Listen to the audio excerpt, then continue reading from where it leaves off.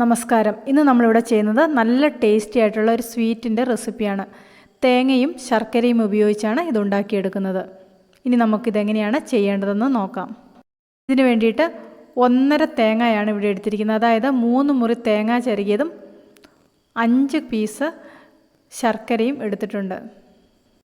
ഏകദേശം ഒരു 300 ഗ്രാം ശർക്കരയാണ് എടുത്തിരിക്കുന്നത്. അതിലേക്ക് വളരെ കുറച്ച് വെള്ളം ഒഴിച്ചു കൊടുക്കാം. അതിനുശേഷം ചെറിയ തീയിലിതൊന്ന് ഉരുക്കിയെടുക്കാം. ശർക്കര മുഴുവൻ നന്നായിട്ട് ഉരുക്കി വരുമ്പോൾ തീ ഓഫ് ചെയ്ത് കൊടുക്കാം. ഇവിടെ ശർക്കരയെല്ലാം അലിഞ്ഞ് ഉരുകി വന്നിട്ടുണ്ട്. അടുത്തതായിട്ട് ഇവിടെ ഒരു കടായി അടുപ്പത്തേക്ക് വെച്ചിട്ടുണ്ട്. അതിലേക്ക് കുറച്ച് നെയ്യ് ഒഴിച്ചു കൊടുക്കാം. ഒരു 2 ടീസ്പൂൺ നെയ്യാണ് ഒഴിച്ചു കൊടുക്കുന്നത്. ഇതിലും കൂടുതൽ നെയ്യ് ഒഴിച്ചു കൊടുത്താലും കുഴപ്പമൊന്നുമില്ല.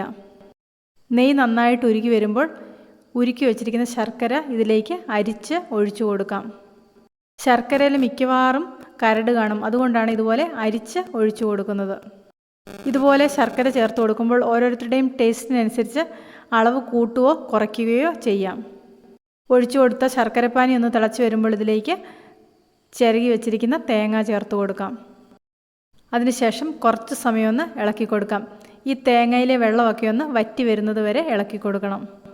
തേങ്ങയിലെ വെള്ളം വറ്റിക്കഴിഞ്ഞതിന് ശേഷം കഴിക്കാനും നല്ലതാണ്. ഇത് കോരി കഴിക്കുന്നതിനും നല്ല ടേസ്റ്റാണ്. ഞാനിവിടെ ലഡു പോലെ ഉരുട്ടിയെടുക്കുകയാണ് ചെയ്യുന്നത്. ലഡു പോലെ ഉരുട്ടിയെടുക്കാൻ വേണ്ടിയിട്ട് ഇത് കുറച്ച് സമയം കൂടി ഒന്ന് ഇളക്കി കൊടുക്കണം. ഇപ്പോൾ തേങ്ങയിലെ വെള്ളമൊക്കെ വറ്റി വന്നിട്ടുണ്ട്. ഈ സമയത്ത് ഇതിലേക്ക് കുറച്ച് ഏലക്ക പൊടിച്ചത് ചേർത്ത് കൊടുക്കാം. ഏലക്ക പൊടിച്ചതും ഓരോരുത്തരുടെയും ടേസ്റ്റിനനുസരിച്ച് ചേർത്ത് കൊടുക്കാം. ഞാനിവിടെ ഒരു 4 ഏലക്കായുടെ പൊടി ചേർത്ത് കൊടുക്കുന്നുണ്ട്. അതും ഒന്ന് നന്നായിട്ട് മിക്സ് ചെയ്തതിന് ശേഷം ഇത് തണുക്കുന്നതിന് വേണ്ടിയിട്ട് ഒരു സൈഡിലേക്ക് മാറ്റി വെക്കാം.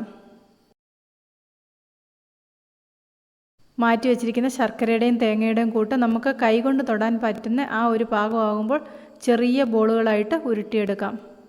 ഇതുപോലെ തേങ്ങയും ശർക്കരയൊക്കെ ചേർത്തുണ്ടാക്കുന്ന കോക്കനട്ട് ലഡു എത്ര ദിവസം വേണമെങ്കിലും കേടാകാതെ ഇരിക്കും.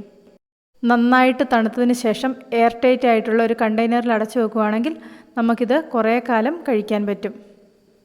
ഇന്നത്തെ ഈ സ്വീറ്റിൻ്റെ റെസിപ്പി എല്ലാവർക്കും ഇഷ്ടപ്പെട്ടെന്ന് വിചാരിക്കുന്നു. ഇഷ്ടപ്പെട്ടെങ്കിൽ ലൈക്ക് ചെയ്യാനും നിങ്ങളുടെ അഭിപ്രായങ്ങൾ അറിയിക്കാനും മറക്കണ്ട. പുതിയൊരു വീഡിയോയുമായിട്ട് വീണ്ടും കാണാം.